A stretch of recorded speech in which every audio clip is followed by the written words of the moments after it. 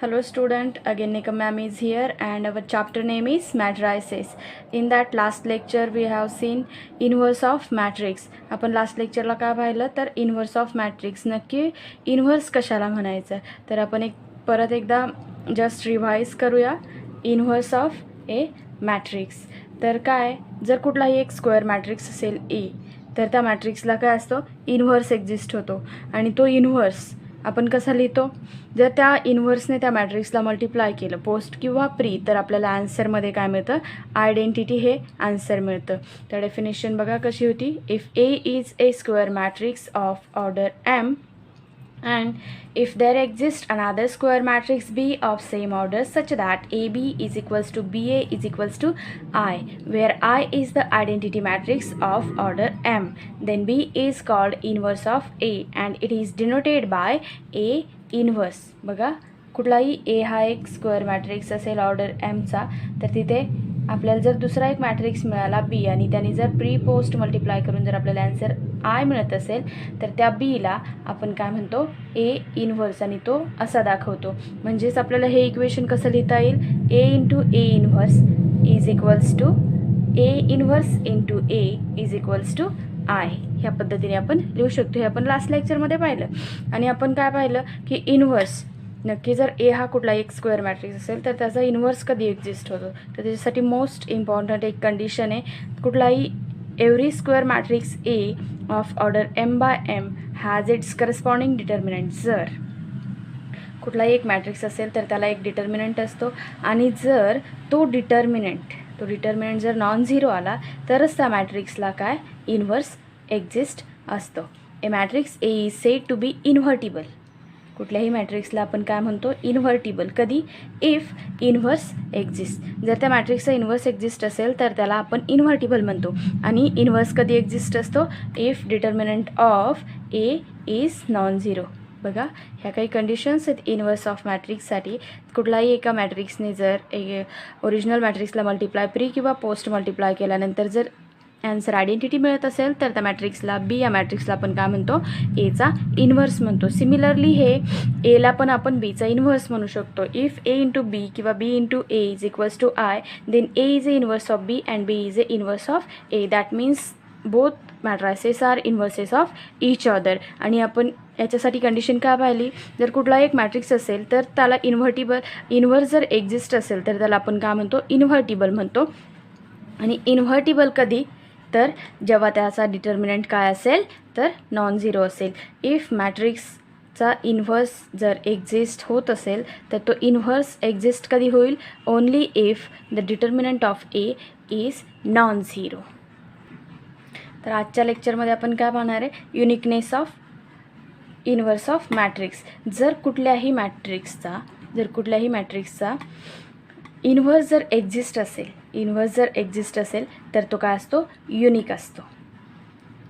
Uniqueness of inverse of matrix. बघा, त्याच्यासाठी एक थेरम दिलेला आहे. स्टेटमेंट काय आहे, prove that if A is a square matrix and its inverse exist then it is unique. जर कुठल्याही मॅट्रिक्सला इन्व्हर्स जर एक्झिस्ट असेल तर तो इन्व्हर्स काय असतो, तर युनिक असतो.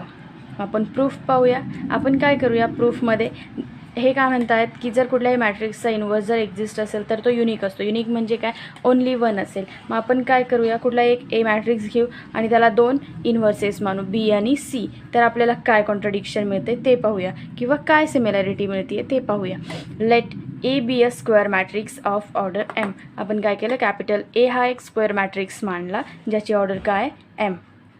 आणि स्टेटमेंटमध्ये दिल्याप्रमाणे तो स्क्वेअर मॅट्रिक्स काय, इन्व्हर्टिबल आहे. म्हणजेच काय, त्याचा इन्व्हर्स काय होतो तर एक्झिस्ट होतो आहे. Let its inverse exist. आपण काय मानलं की त्याचा इन्व्हर्स काय होतो, एक्झिस्ट होतो आहे. लेट जर इन्व्हर्स एक्झिस्ट झाला तर इन्व्हर्स एक्झिस्ट होतो आहे म्हणजे तो काय असेल, बी असेल, सी असेल, काही असेल. आपलं डेफिनेशन काय सांगते, if inverse exist then A B B A is equals to I. आपण काय केलं, आपल्याला काय करायचं आहे की तो इन्व्हर्स काय, युनिक आहे हे दाखवायचं. म्हणून आपण काय करूया, त्याला असे दोन इन्व्हर्स एक्झिस्ट होते असं मानूया. Let if possible B and C be two inverses of A. आपण काय केलं, बी आणि सी हे दोन इन्व्हर्सेस एक्झिस्ट होत आहेत एसाठी असं मानलं.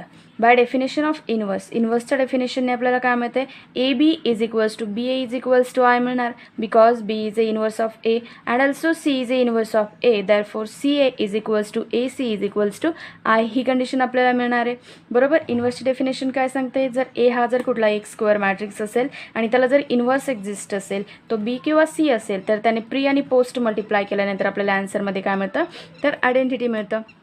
मग आपण काय केलं, ए हा एक स्क्वेअर मॅट्रिक्स मानला ज्याची ऑर्डर एम आहे आणि तो त्याचा काय आहे स्टेटमेंटमध्ये दिलेलं आहे, इन्व्हर्स एक्झिस्ट आहे. इन्व्हर्स एक्झिस्ट आहे आणि आपल्याला तो युनिक दाखवायचा. ते युनिक दाखवण्यासाठी आपण काय केलं, सपोज युनिक न मानता आपण काय मानलं, त्याला दोन इन्व्हर्स आहेत, एक नसता दोन आहेत, बी आणि सी त्यांना नावं दिली, तर आपल्याला इन्व्हर्सच्या डेफिनेशननुसार कंडिशन काय मिळाली, A B is equals to B A is equals to I and C A is equals to A C is equals to I. मग आपण काय करूया, एक मॅट्रिक्स कन्सिडर करू, नाव कन्सिडर बी, फक्त बी कन्सिडर केला आणि कुठल्याही मॅट्रिक्सला जर आयडेंटिटीने मल्टिप्लाय केलं तर आन्सर तेच राहतं. म्हणून आपण याला काय केलं, आयने मल्टिप्लाय केलं, बी आय. तर आयची इथे बघा आपल्याला एक व्हॅल्यू मिळेल, ए सी मिळेल, सी ए मिळेल, बी ए मिळेल, काही मिळते. आपण सपोज याची व्हॅल्यू ए सी पुट करूया.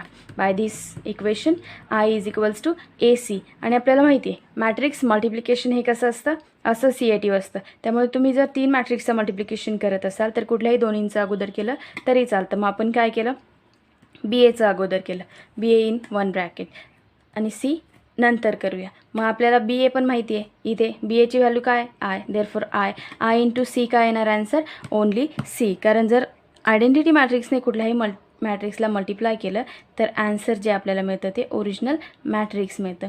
आय इंटू सी काय मिळालं, सी. याचा अर्थ आपल्याला काय मिळालं, B is equals to C, that is inverse is unique. बघा आपण काय केलं होतं, कुठलाही एक ए मॅट्रिक्स घेतला होता जो की स्क्वेअर मॅट्रिक्स होता आणि त्या मॅट्रिक्सला इन्व्हर्स एक्झिस्ट होत होता ऑलरेडी. फक्त आपल्याला काय दाखवायचं होतं की तो जो इन्व्हर्स एक्झिस्ट होतो तो काय आहे, युनिक आहे. मग असं करण्यासाठी आपण काय केलं, त्या मॅट्रिक्सला 2 इन्व्हर्स एक्झिस्ट होत आहेत असं आपण मानलं, पण ते 2 इन्व्हर्सेस आपल्याला लास्ट काय मिळाले, तर एकच मिळाले. म्हणजेच काय, जर कुठलाही एक मॅट्रिक्स असेल आणि त्याचं जर इन्व्हर्स एक्झिस्ट होत असेल तर तो इन्व्हर्स काय असतो, युनिक असतो, एकच असतो.